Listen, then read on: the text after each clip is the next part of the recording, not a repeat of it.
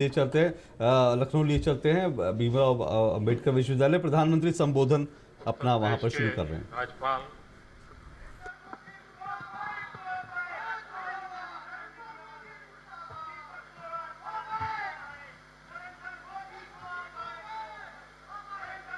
उत्तर प्रदेश के राज्यपाल श्रीमान राम नाईक जी, केंद्र में मंत्रिपरिषद के मेरे साथी श्रीमान राजनाथ सिंह जी, उत्तर प्रदेश सरकार के मंत्री श्रीमान पारसनाथ यादव जी,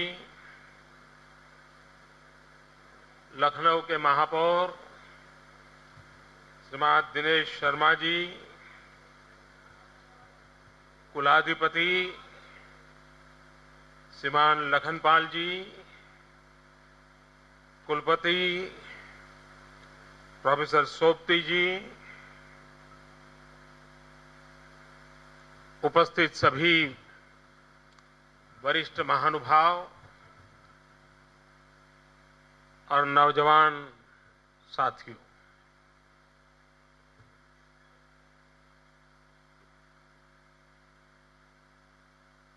अंबेडकर यूनिवर्सिटी में दीक्षांत समारोह के लिए मुझे आने का सौभाग्य मिला है।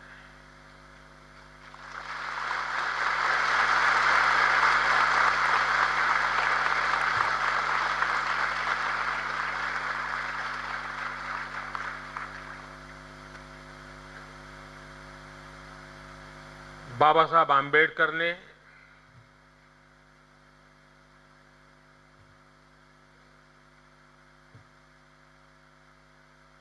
इस देश को बहुत कुछ दिया,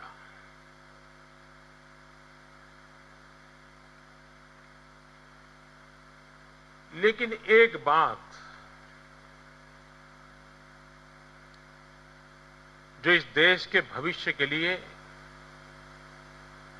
अनिवार्य है और जिसके लिए बाबा साहब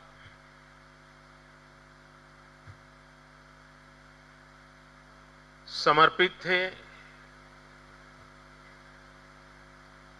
एक प्रकार से उसके लिए वो जिए थे, उसके लिए वो जूझते थे, और वो बात थी शिक्षा। और हर किसी को यही बात बताते थे कि अगर जीवन में कठिनाइयों से मुक्ति का अगर कोई रास्ता है तो शिक्षा है।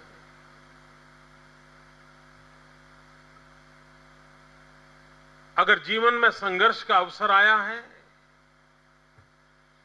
तो संघर्ष में भी विजयी होकर के निकलने का रास्ता भी शिक्षा है।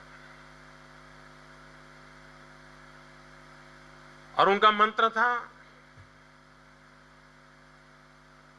शिक्षित बनो, संगठित बनो, संघर्ष करो। यह संघर्ष अपने आप के साथ भी करना होता है, अपनों के साथ भी करना होता है और अपने आसपास भी करना पड़ता है।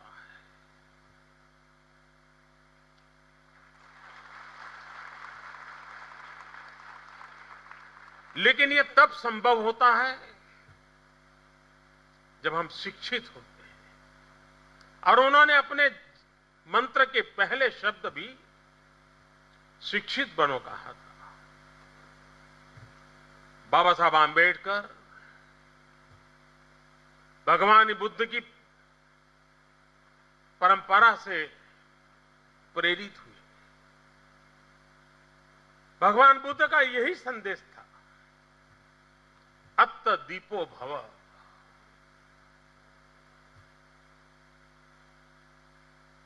अपने आप को प्रकाशित करो, प्रकाशित जिंदगी अंधेरे का साया लेकर के आती है और स्वप्रकाशित जिंदगी अंधेरे को खत्म करने की गारंटी लेकर के आती है। और इसलिए जीवन स्वप्रकाशित होना चाहिए, स्वयं प्रकाशित होना चाहिए। और उसका मार्ग भी शिक्षा से ही गुजरता है।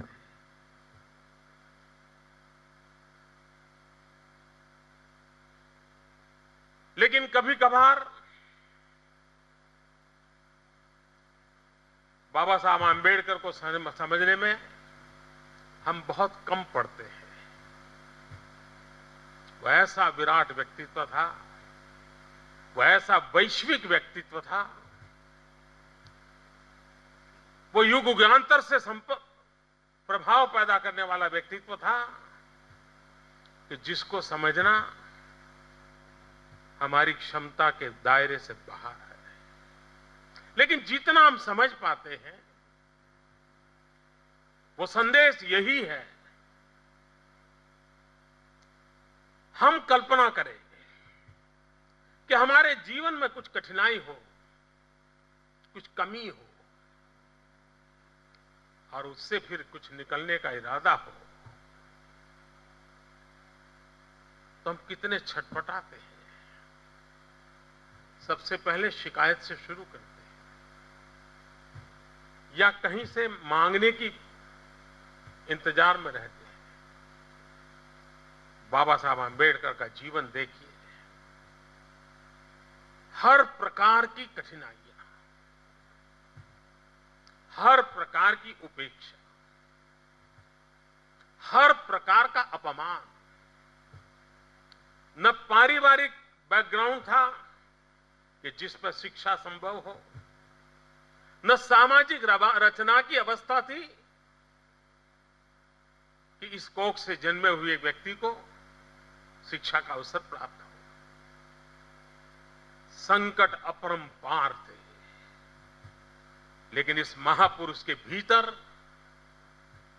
वो ज्योत थी, वो तड़पन थी, वो सामर्थ्य था कि उन्होंने शिकायत में समय नहीं गंवाया, रोते बैठने का पसंद नहीं किया।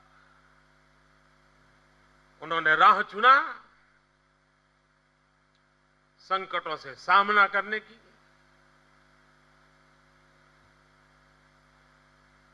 सारे अवरोधों को पार करने की, उपेक्षा के बीच भी, अपमान के बीच भी अपने भीतर की जो संकल्प शक्ति थी उसको विचलित नहीं होने दिया और आखिर तक उन्होंने करके दिखाया। बहुत कम लोगों को मालूम होगा, हम ज्यादातर तो जानते हैं कि वो संविधान के निर्माता थे, लेकिन अमेरिका में वो पहले भारतीय थे जिसने अर्थशास्त्र में पीएचडी प्राप्त की थी।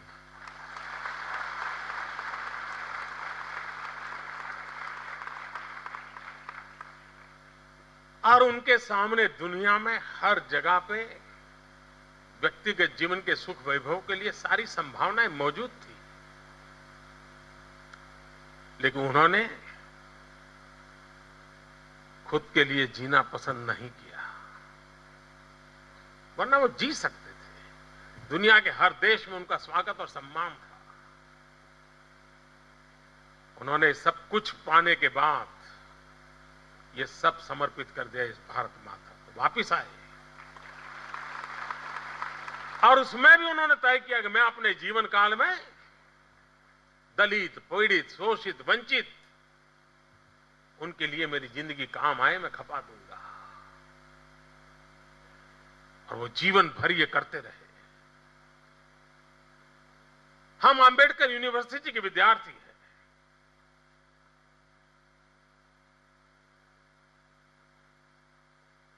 मां बाप जब बच्चे को जन्म देते हैं उस समय उसे जितना आनंद होता है उससे ज्यादा आनंद अपना संतान, बेटा या बेटी शिक्षित दीक्षित होकर के समाज जीवन में प्रवेश करता है। आज की पल वो आपके जन्म के समय आपके मां बाप को जितना आनंद हुआ होगा उससे ज्यादा आनंद की पल उनके लिए होगी जबकि आप जीवन के एक महत्वपूर्ण कालखंड को पूर्ण करके एक जीवन के दूसरे कालखंड में प्रवेश कर रहे हैं। हमारे यहां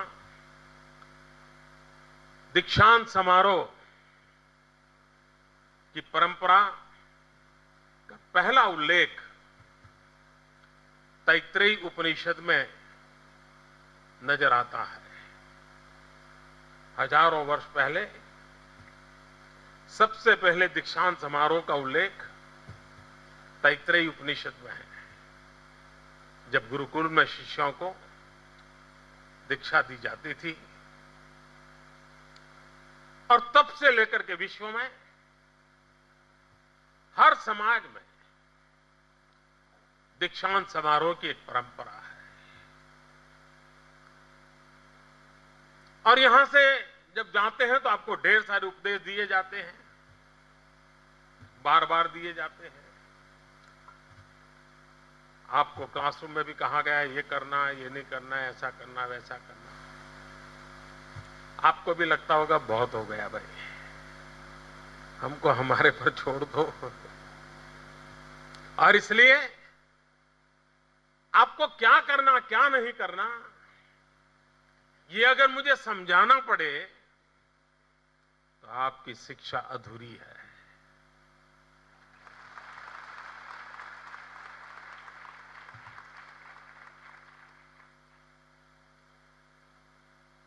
शिक्षा वो हो जो करणीय और अकरणीय का भेद भली भांति आपको सिद्धहस्त होना चाहिए, और वह किताबों से ही आता ऐसा नहीं है।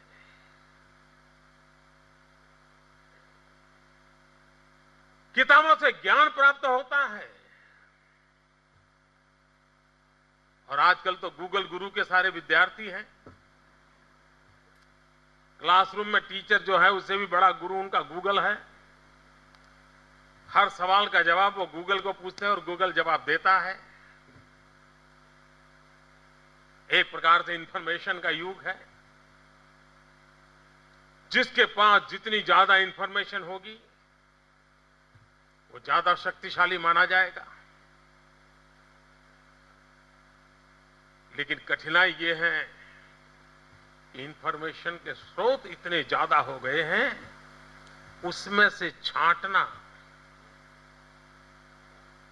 मेरे लिए कौन सी इंफॉर्मेशन जरूरी है और मेरे लिए वो कौन सी इंफॉर्मेशन उपयोगी है जिसके माध्यम से मैं समाज के लिए काम आ सकूं या अपने जीवन में कुछ कर दिखाऊं, ये छांटना मुश्किल होता है। और वो छांटने के लिए इंफॉर्मेशन में से अपने उपयुक्त चीजों को छांटने के लिए जो विधा चाहिए, वो विधा यूनिवर्सिटी के क्लासरूम में अपने शिक्षक जनों से पढ़ते पढ़ते मिलती है।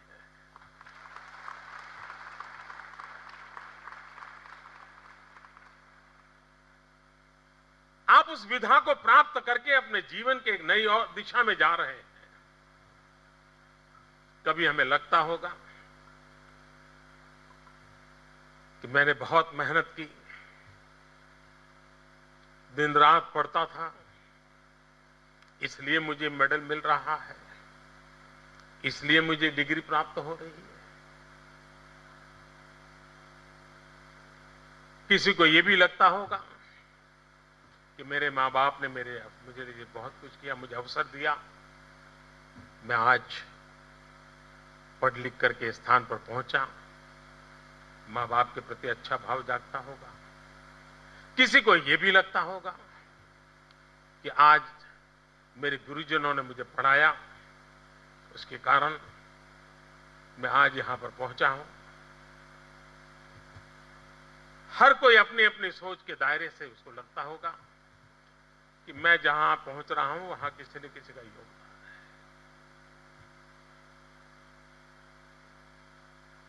लेकिन हमें जो दिखता है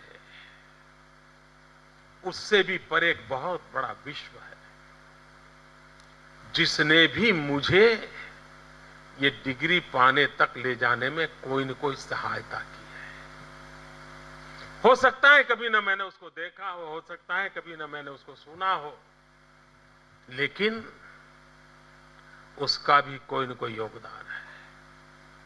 क्या कभी सोचा है, मैं जो किताब पढ़ता था, मैं जो नोटबुक में लिखता था, वो कागज किसी कारखाने में बना होगा,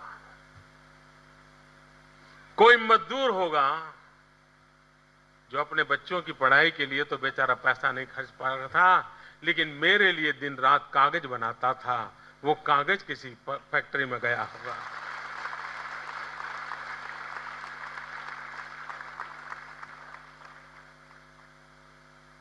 कोई तो गरीब बेटा होगा जो प्रिंटर के यहां नौकरी करता होगा, हमारे लिए वो कंप्यूटर पे टाइपिंग करता होगा, हमारी किताब तैयार करता होगा।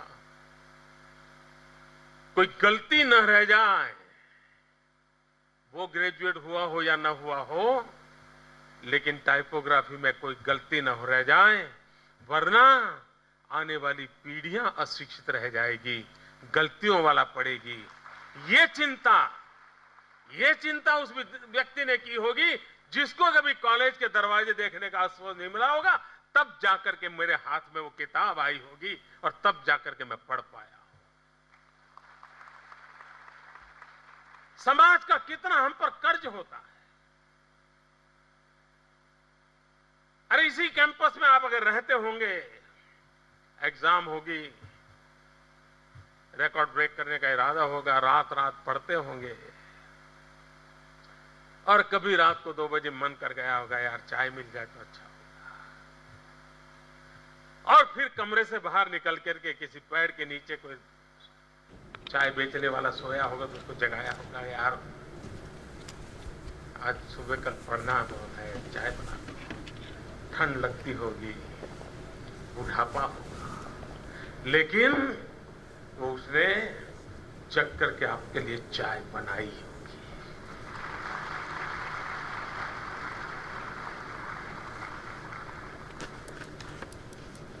आप पढ़ लिख करके कितने ही बड़े बाबू बन जाएं, उसके लिए कुछ करने वाले नहीं, उसको पता है।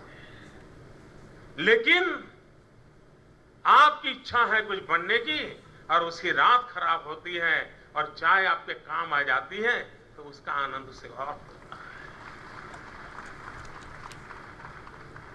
मेरा कहने का तात्पर्य यह है कि हम जहां भी हैं, जो कुछ भी है, जो भी बनने जा रहे हैं, अपने कारण नहीं बनते हैं। ये पूरा समाज है जिसके छोटे से छोटे व्यक्ति का हमारे लिए कोई न कोई योगदान है, तब जाकर के हमारी जिंदगी बनती है। इस दीक्षांत समारोह से जब मैं जा रहा हूं, तब ये यूनिवर्सिटी की दीवारें, ये क्लासरूम, ये टीचर, ये किताबें, ये लेसन, ये एग्जाम, ये रिजल्ट, ये गोल्ड मेडल, क्या मेरी दुनिया वहीं सिमट के रह जाएगी? जी नहीं, मेरी दुनिया वहां रह करके नहीं सिमट सकती। मैं तो अंबेडकर यूनिवर्सिटी से निकला हूं, जो इंसान दुनिया की अच्छे से अच्छी यूनिवर्सिटी से पीएचडी की डिग्री प्राप्त करने वाला पहला भारतीय था, लेकिन मन कर गया हिंदुस्तान वापस जाऊंगा और अपने आप को देश के गरीबों के लिए खपा दूंगा। अगर उस यूनिवर्सिटी का मैं विद्यार्थी हूं तो मैं भी किसी के लिए कुछ कर गुजरूं, ये जीवन का संदेश लेकर के मैं जा सकता हूं।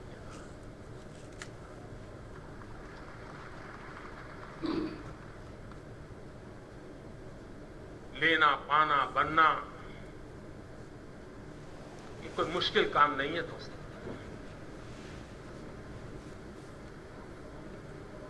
इसके लिए रास्ते भी बहुत मिल जाते हैं,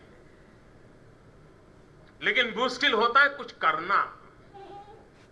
लेना पाना बनना मुश्किल नहीं है, कुछ करना, कुछ करने का इरादा, उस इरादे को पार करने के लिए जिंदगी खपाना ये बहुत कठिन होता है।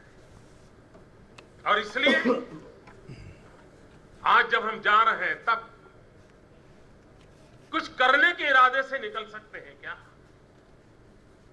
अगर कुछ करने के इरादे से निकलते हैं तो क्या बनते हैं इसकी चिंता छोड़ दीजिए। वो करने का संतोष इतना है कि वो आपको कहीं न कहीं कुछ पहुंचा देगा, कुछ न कुछ बना ही देगा।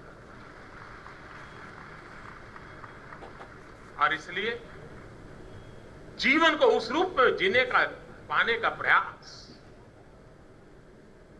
जिंदगी से जूझना सीखना चाहिए दोस्तों। दुनिया में जितने भी महापुरुष हमने देखे हैं, हर महापुरुष को हर चीज सरलता से नहीं मिली है। बहुत कम लोग होते हैं जिनको मक्खन पे लकीर करने का सौभाग्य होता है। ज्यादा वो लोग होते हैं जिनके नसीब में पत्थर पर ही लकीर करना लिखा होता है।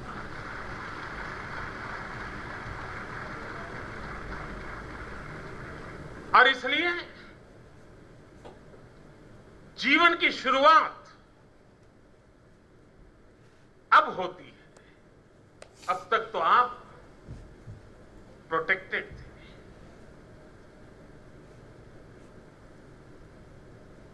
मां बाप की अपेक्षा थी तो भी मन मना लेते थे कि यार ठीक है बेटा भी पढ़ता है, ज्यादा बोझ नहीं डालते थे। आप भी यूनिवर्सिटी में थे, कुछ कठिनाई होती थी, यार दोस्तों से पूछ लेते थे, टीचर से बात कर लेते थे, फैकल्टी मेंबर से पूछ लेते थे। एक प्रोटेक्टेड एनवायरनमेंट था।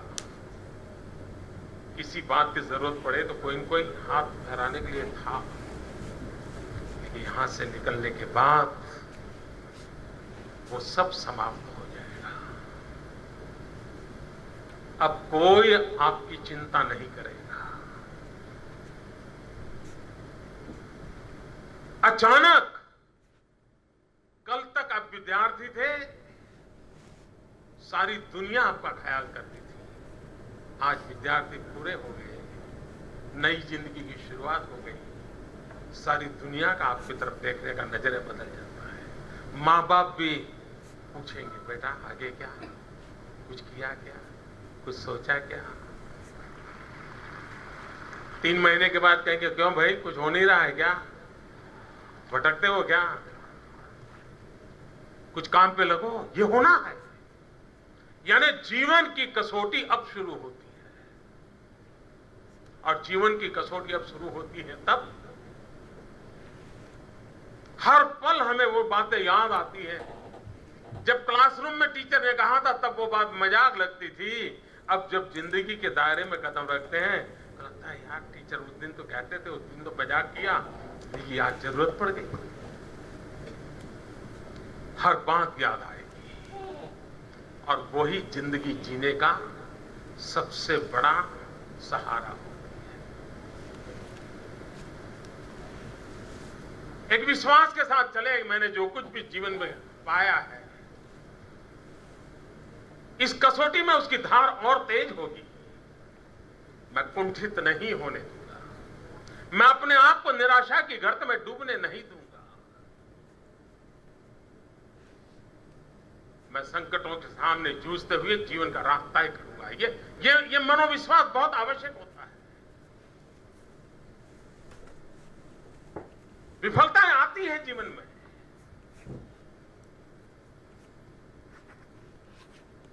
लेकिन कभी कभी अगर सफलता का खाद कोई करता है तो असफलता ही तो सफलता का खाद बनती है, वही फर्टिलाइजर का काम करती है।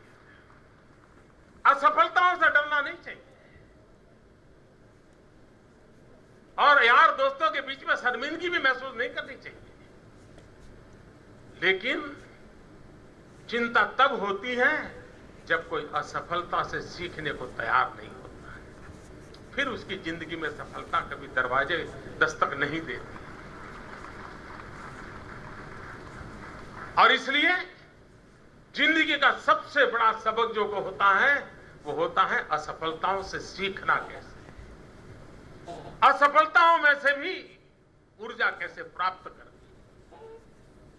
और ज्यादातर वो लोग सफल होते हैं जो असफलताओं को भी अपनी सफलता की सीढ़ी में परिवर्तित कर पाते हैं। मुझे विश्वास है कि आपने यहां 3 साल, 4 साल, 5 साल जो भी समय बिताया होगा, जो कुछ भी प्राप्त किया होगा, वो आपको जीवन में आने वाले हर मोड़ पर अच्छी अवस्था में स्थिरता दें, बुरे समय संतुलन दें। मैं नहीं मानता हूं कि जीवन में कभी निराश होने का अवसर आए। संतुलित जीवन भी बहुत आवश्यक होता है। अच्छाई में जो बहक न जाए और कठिनाई में जो मुरझा न जाए, वही तो जिंदगी होनी चाहिए। और इसलिए उस भाव को लेकर के चलते हैं तो जीवन में कुछ बना करके निकलते हैं। मैं आज जब नौजवानों के बीच में खड़ा हूं, तब एक तरफ मेरे मन में इतना बड़ा आनंद है क्योंकि मैं अनुभव करता हूं कि 21वीं सदी हिंदुस्तान की सदी है। और 21वीं सदी हिंदुस्तान की सदी इसलिए है कि भारत दुनिया का सबसे जवान देश है।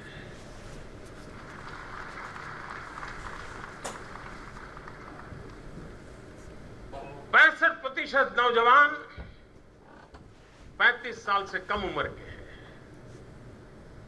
यह देश जवान है, इस देश के सपने भी जवान हैं,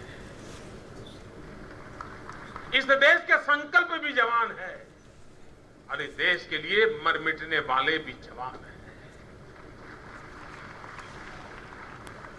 ये युवा शक्ति हमारी कितनी बड़ी धरोहर है, ये हमारे लिए अनमोल है। लेकिन उसी समय जब ये खबर मिलती है कि मेरे ही देश के एक नौजवान बेटे रोहित को आत्महत्या करने के लिए मजबूर होना पड़ा,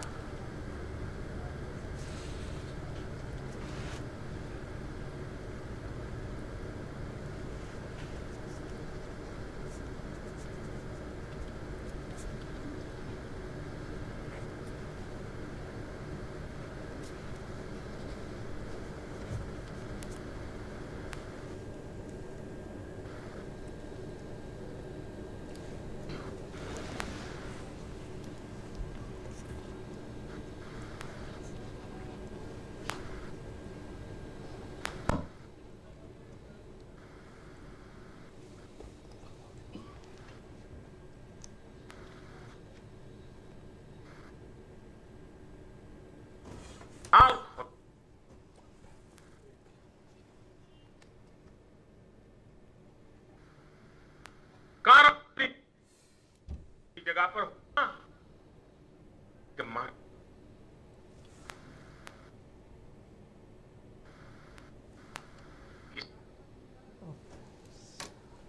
मैं भली भांति महसूस करता हूं,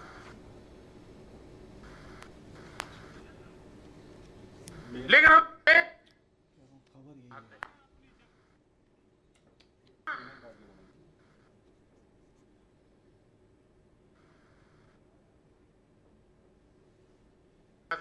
हो, नया आत्मविश्वास हो, संकटों से जूझने वाला नौजवान हो।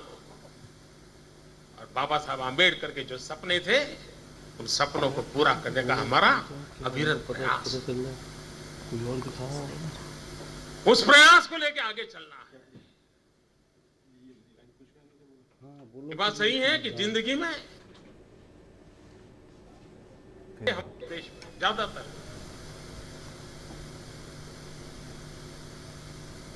एक पब्लिक सेक्टर, एक प्राइवेट सेक्टर, कॉर्पोरेट वर्ल्ड, एक तरफ सरकार के पीएसयूज हैं, दूसरी तरफ कॉर्पोरेट वर्ल्ड है। बाबा साहब आंबेडकर के सपनों की जो अर्थव्यवस्था है, उस अर्थव्यवस्था के बिना यह देश आर्थिक प्रगति नहीं कर सकता है। बाबा साहब आंबेडकर ने जो आर्थिक विकास के सपने देखे थे, उस सपनों की पूर्ति करना है तो निजी क्षेत्र का अत्यंत महत्व है। और मैं निजी क्षेत्र कहता हूं मतलब मेरी परिभाषा अलग है। हर इंडिविजुअल अपने पैरों पर कैसे खड़ा रहे। मेरा देश का नौजवान जॉब सीकर न बने, मेरे देश का नौजवान जॉब क्रिएटर बने।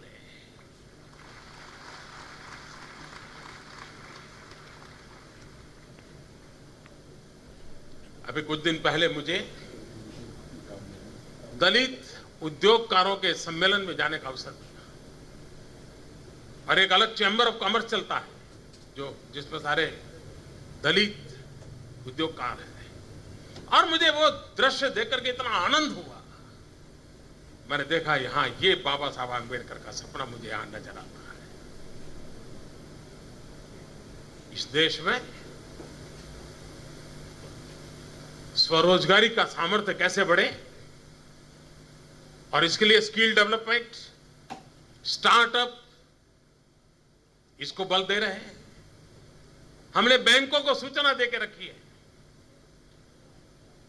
देश में 1.25 लाख ब्रांच है बैंकों की, 1.25 लाख। हमने उनको कहा है कि आप एक ब्रांच, एक दलित या उस इलाके में ट्राइबल है तो एक ट्राइबल और एक महिला, उनको स्टार्टअप के लिए पैसे दें, 20 लाख 50 लाख दें, और विदाउट गारंटी दें। इनोवेशन करने के लिए, नई चीज करने के लिए उसको प्रेरित करें, और वो अपने पैरों पे खड़ा हो, बाप 2, 5, 10 लोगों को रोजगार देने वाली ताकत वाला बने। समस्याओं के समाधान के लिए इनोवेशन लेकर के नई चीज लेकर के आए। अगर सभी बैंक की ब्रांच इस काम को करें तो 2.5 लाख 3 लाख लोग एक साथ नई पीढ़ी के नौजवान व्यवसाय जगत में, उद्योग जगत में, इनोवेशन की दुनिया में एंटर हो सकते हैं। और इसीलिए मैंने startup India, stand up India का एक बड़ा अभियान चलाया है। मैं चाहता हूं नौजवानों, करने के लिए बहुत कुछ है, सिर्फ इरादा चाहिए, बाकी व्यवस्थाएं अपने आप जुड़ जाती हैं। आज आप यहां से निकल रहे हैं, उसी इरादे के साथ निकले, कुछ पाकर के निकले और कुछ देने के लिए निकले। और मैंने जैसे कहा, एक बहुत बड़ा जगत है जिसके कारण मैं कुछ बन रहा हूं, उस जगत के लिए जिए, उनके लिए कुछ करें। यही मेरी आप सबको शुभकामना है। आपके माँ बाप के सपनों को पूरा करने के लिए आपको शक्ति मिले, आप अपने जीवन में संकल्पों को पूर्ण करने के लिए ताकत प्राप्त करें। इसी एक अपेक्षा के साथ बहुत बहुत शुभकामनाएं, बहुत बहुत धन्यवाद।